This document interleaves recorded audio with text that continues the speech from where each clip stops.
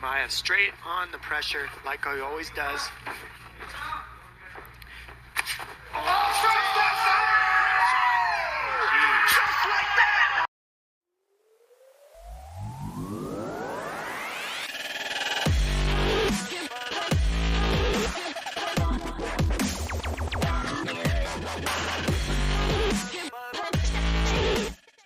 Welcome to Kyle Anthony's UFC Betting Show. I am Kyle Anthony, and welcome to the podcast. Welcome to the betting show for UFC 279, Chimaev versus Diaz. We're going to talk the main event. Of course, we're talking about two plays today, and this is an interesting matchup. Is it really an execution or a fight? We're going to break all of that down. Excited to break this one down here, and we're coming off an even weekend, broke even basically last weekend, did hit on our 4% best bet play, which was on Robert Whittaker via points, plus 100, really a nice spot there. He did exactly kind of what we figured he'd do, going in there, taking the big shots, winning over 3 rounds, ended up cashing there. We do have this weekend, I've got 2 best bet plays, 2 4% best bet plays, which I never do.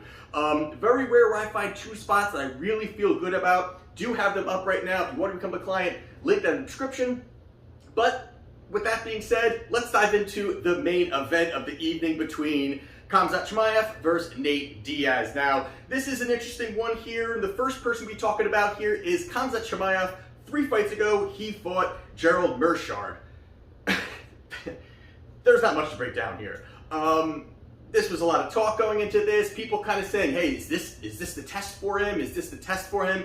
He goes out there and sparks out Gerald Meerschaert within the first 17 seconds of the fight. Drops him, fight over. Not much to break down, of course, right there. Does show the power that he does have, the way he just crippled Meerschaert in that first round. So he gets the victory. First round knockout for Chimaev. So there you have it there. Now, 2 fights ago, he fought Li Jingliang, and this was a spot here again. Hey, step up for him. Can he take this? Can he still take these fights to where he wants to take them? Running through everybody.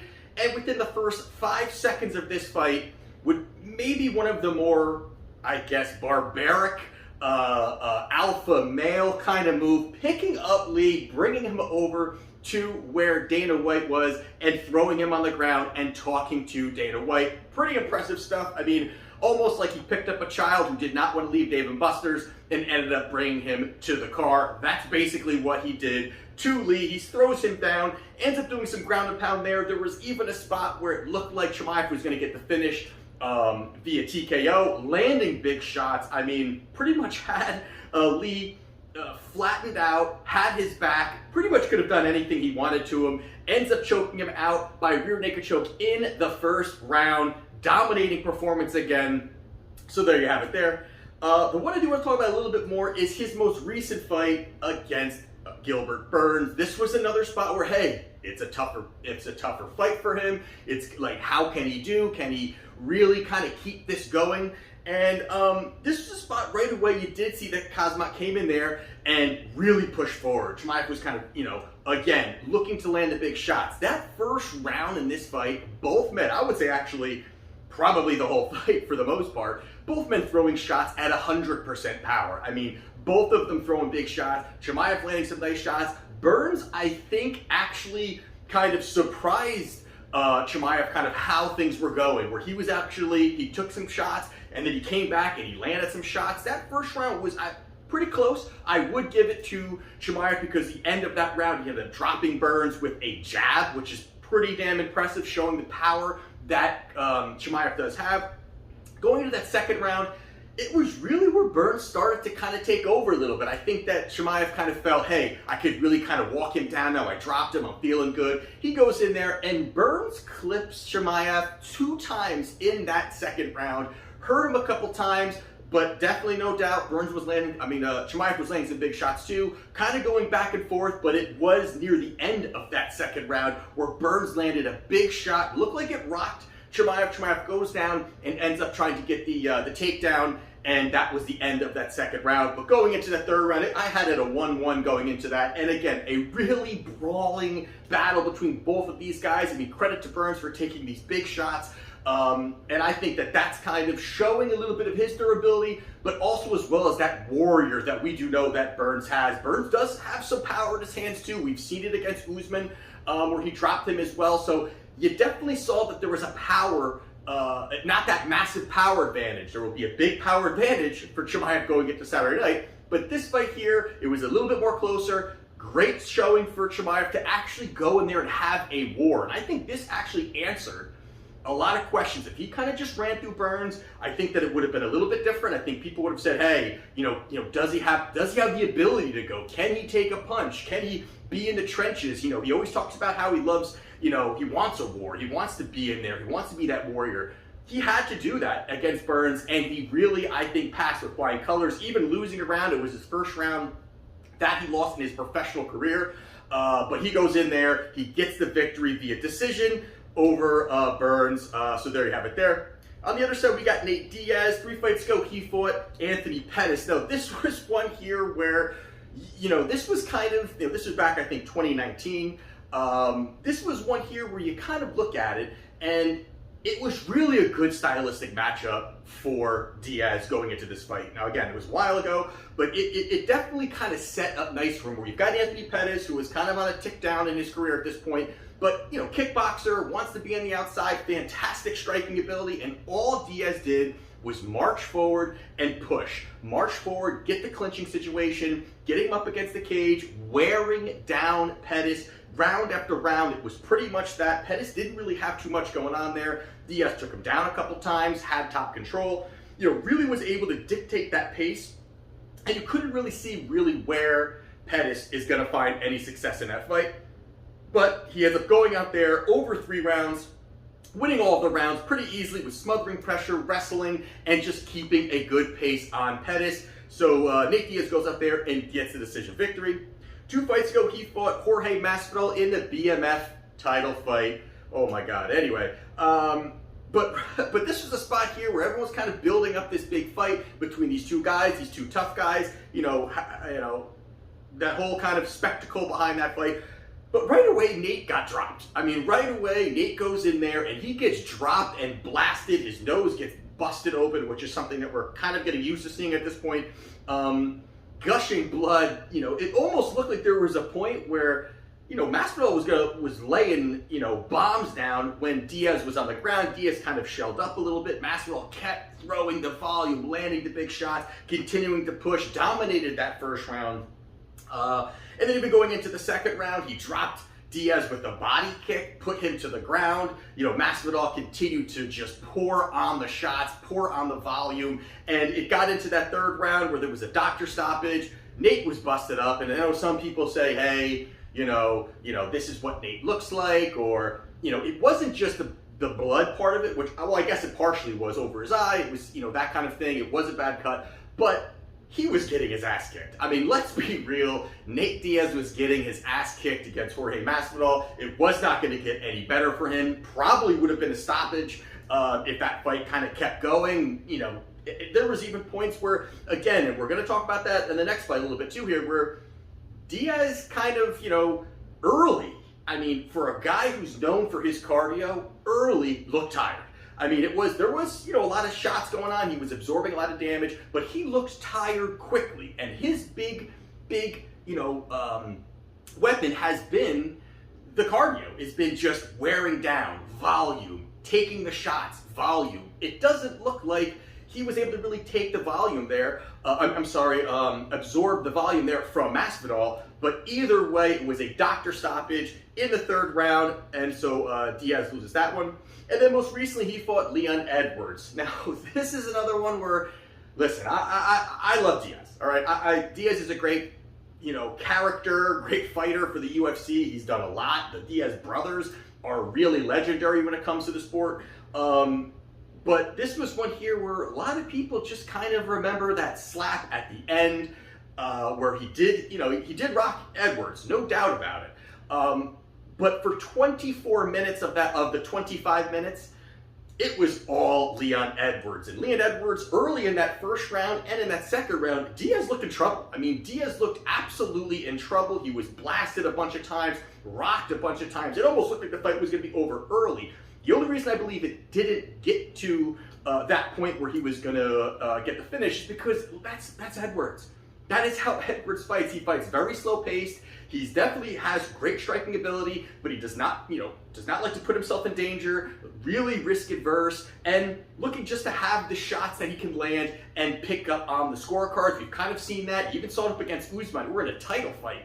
And there was points in the fight where Leon just looked unmotivated. Besides for early that first round, and then he landed the bomb in the fifth round. But there was about 4 rounds in there where he didn't look like he was very interested. Almost the same thing here, even though he was winning against Nate Diaz, easily outlanding Nate Diaz. And the other thing that people do forget too is there was multiple times where Diaz skirting on the outside, kind of running away, awkwardly kind of running away with his back to Leon Edwards. And again, Leon Edwards is not that ferocious, aggressive, push forward kind of guy.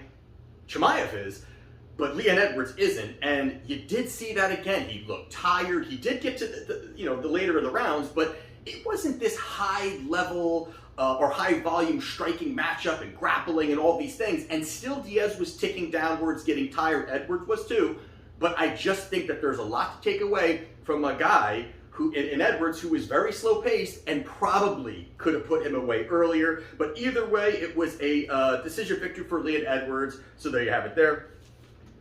So with it being said, really the first thing that we got to kind of cover here is the wear and tear on Nate Diaz. The guy is 37 years old at this point. He has been through absolute wars, and there's just no getting around that.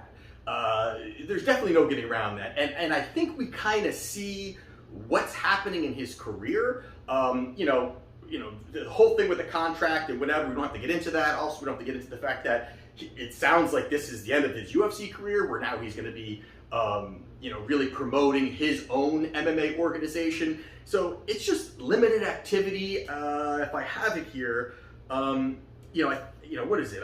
He fought 5 times since 2016, I believe, and 2 of them were McGregor. So he has not really been an active fighter.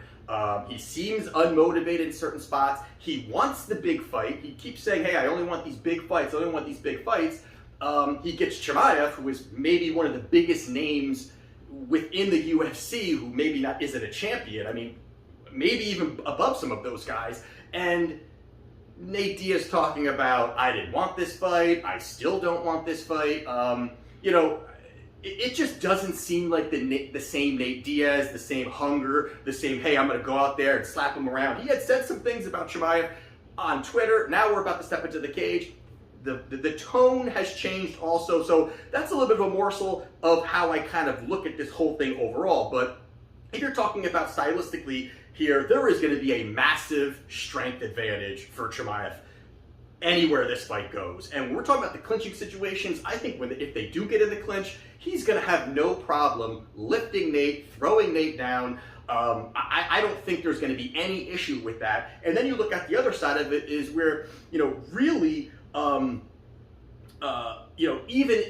only thing that Nate could really do, in my opinion, the only path for Nate is submissions. That's it. If he can, somehow find his back, or, pretty much that's it. I really feel like there's a way all of a sudden he scrambles down and finds it, latches on, sinks into submission. That's it. Even with that being said, the strength advantage that Chimaev does have, I don't think allows these submissions to take place very easily at all. I really don't see it being somewhere where he can latch on and Chimaev's going to be in trouble. He does not have the strength for that. We can easily tell he doesn't have the strength for that. Chimaev is a big guy for the division as well. So I just think he's going to be able to escape a lot of those positional situations. On the feet, it's again a massive power advantage for Chimaev as well. And the one part about it is that not only does Chimaev have power, have strength, but Diaz is just known for not having power. Now he's 37. It's going to be even less than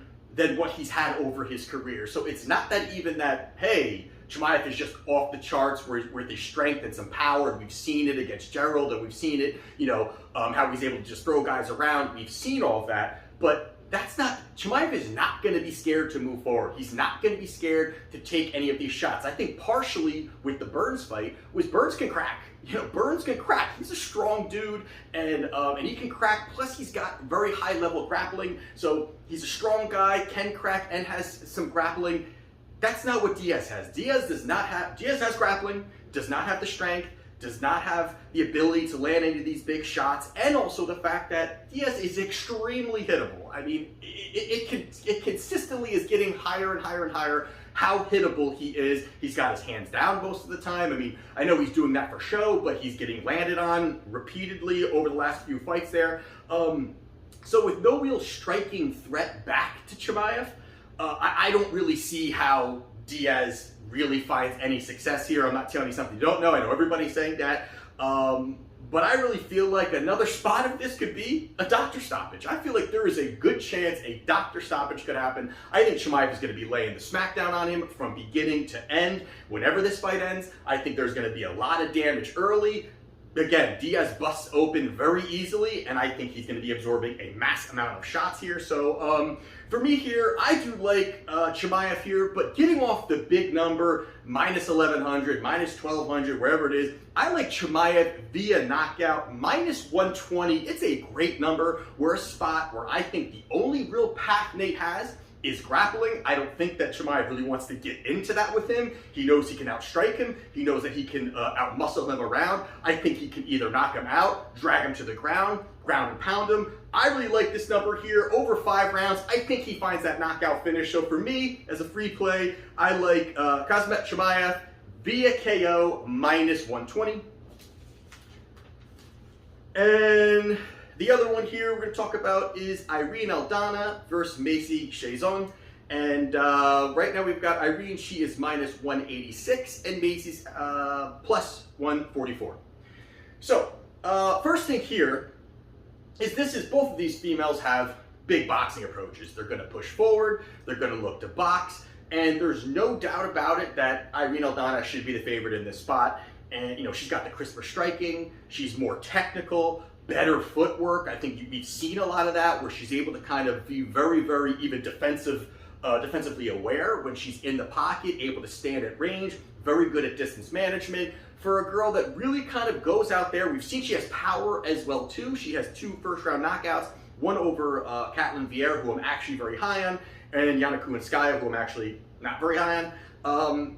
But you've seen that she has that ability. Very good boxing, clean boxing, and that's also really what Macy has. Macy's looking to box, looking to march forward. That's been her spot where she's been able to find some success.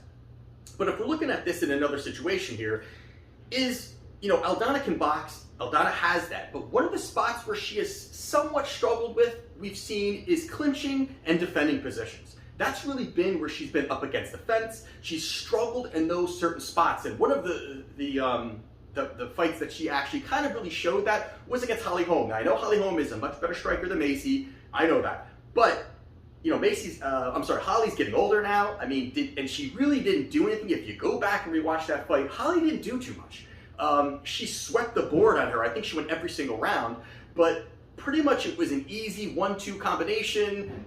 Holly moved, a 1-2 combination. Holly put some pressure on her. Holly had the nice mix-up between, clinching up against the fence, looking for takedowns. It really threw off Aldana with that pressure. I really feel like that pressure really changed a lot for her. She likes to be at distance. She likes to work on the outside, be in boxing range. She didn't want to be as close. And I think she really kind of figured they'd be at kickboxing range in that spot.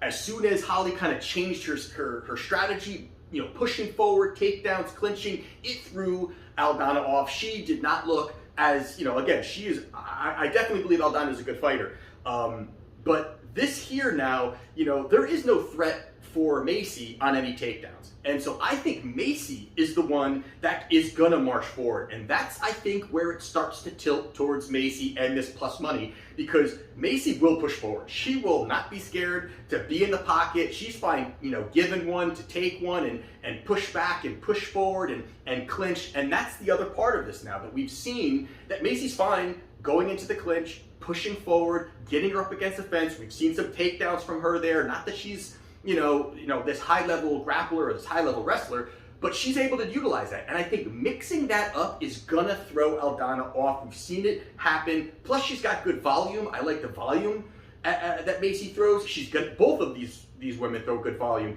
But I think that the in-tight, pushing, exchanging, the clinching, the possible takedowns, we've seen Aldana iffy on her back. I think this is a spot where Macy Chiasson can go out there and get this victory here.